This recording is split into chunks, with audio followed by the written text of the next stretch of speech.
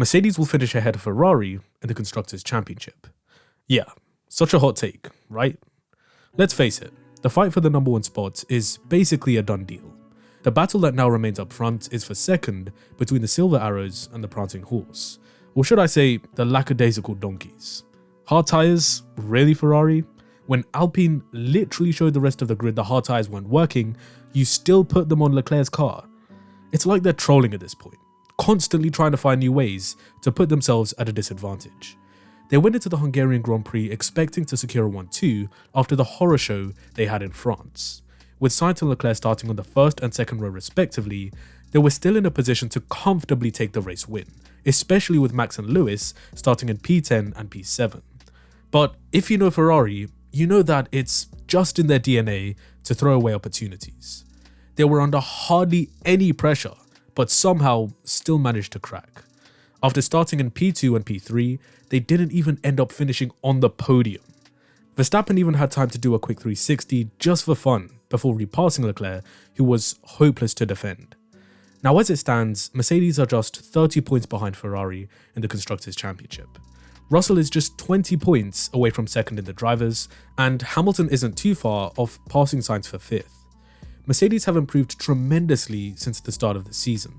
Before, they were easily a second a lap slower than the top two teams. Over the last 4 races though, they've been in contention for wins. Now of course, when you look at a race like France for example, on outright pace, Hamilton wasn't able to keep up with Verstappen, simply because the Red Bull still has a significant pace advantage, especially in a straight line. But in Hungary, a much more technical circuit, the Mercedes was a lot closer. Had it not been for the DRS issue, Hamilton would have qualified on the front row and won the race, given the form that he's in right now. From P7 on the grid, he brilliantly managed his mediums during the middle stints to come home in second place. George was solid in the race as well, but not as good as he was in quali trim. Nevertheless, he still made it to double podium finish for the Silver Arrows to help them close the gap on the Scuderia. That's now his 5th podium of the season, and Lewis's 5th in a row. And with the kind of trajectory they're on, it makes you wonder, can they beat Ferrari to second in the Constructors? From a car performance perspective, they definitely can, because they're not getting any slower. Having decided not to upgrade their car through the first 5 races to ensure they fully understood the root cause of their problems was key to putting them in the position they're currently in. Slowly by slowly, they've been chipping away at it, bringing 2 major upgrades in Silverstone and France.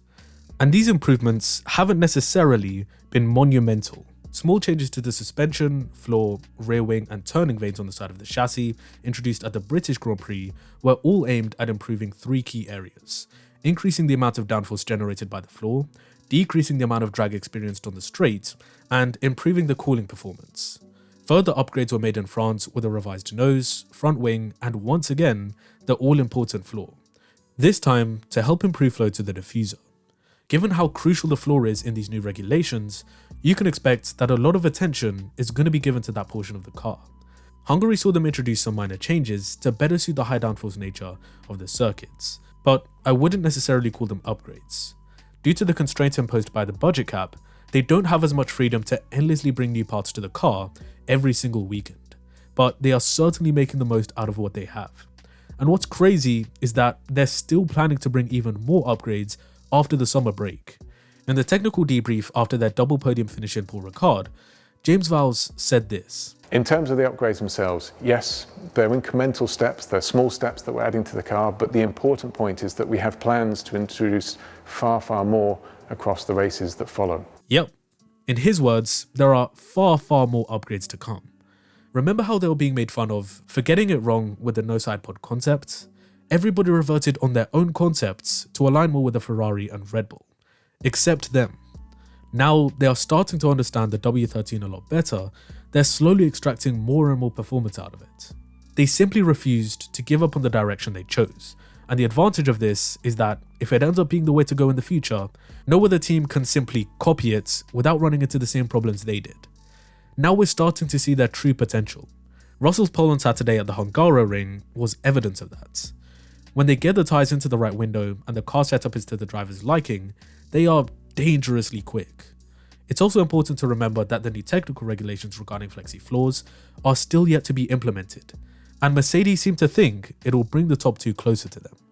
How much of an impact it'll have is yet to be seen. But Ferrari and Red Bull aren't going to get any faster because of it. Now that's not to say they won't improve their car either. Of course, they'll bring further upgrades in the upcoming races. But I genuinely believe that this Mercedes has the highest ceiling in terms of untapped potential. They're simply just getting started on their journey back to the top. For the rest of the season, they'll likely be aiming to secure race wins and beat Ferrari in the constructors.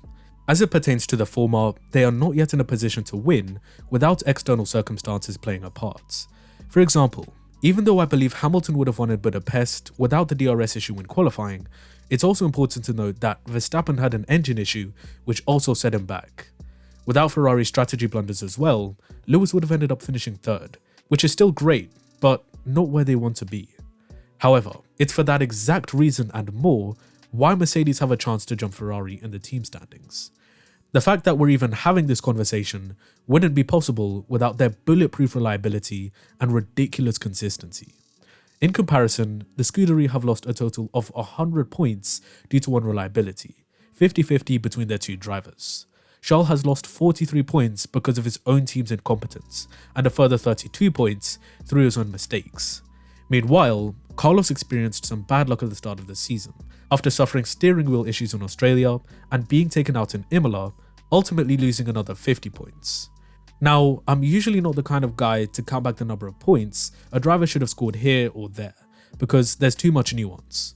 But in Ferrari's case, it's too hard to ignore. If you add all that up, that's 225 points down the drain. But this is motor racing. Unexpected things happen that are out of your control. But in a lot of cases this season, they've had many opportunities within their control, but failed to capitalize. At the end of the day, the situation they're in has come down to being poorly managed operationally, driver errors, and reliability issues. And that's why Mercedes are becoming a threat even with a slower car. It cannot be emphasized enough how amazing a job they are doing at the moment, particularly the two drivers. Russell is yet to finish a race outside the top 5 this season, and is showing all the hallmarks of a future world champion. In just his first season with the top team, he's not been that far off Lewis's pace, and on a few occasions, he's been faster. As long as he keeps securing consistently great results, it'll elevate Mercedes' chances. As for Hamilton, he's firmly silenced his critics with recent performances. Starting 7th and fighting back to 2nd at a track where overtaking is considered incredibly difficult tells you all you need to know about his form. The man is highly motivated at the moment and feeling more and more at home with the W13.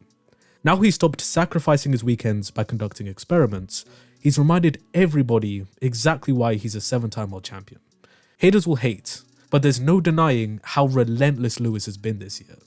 Not giving up despite all the bad luck and Mercedes' poor performance just goes to show he's more unbreakable than ever. We also know how much he loves to turn it up in the second half of the season. So if all goes well, he could even end up finishing P2 in the Drivers' Championship. Mercedes are quickly establishing themselves as a force to be reckoned with once again. It's insane to think that after being over a second a lap slower than their rivals, in just half a season, they've pulled back more than half of that deficit. Their rate of development has been supreme, and they now have the capability to do a lot more damage against Ferrari and Red Bull. If the battle between Verstappen and Leclerc was still alive, it would have been interesting to see how George and Lewis would have impacted their decision making and the number of points taken away from either championship contenders.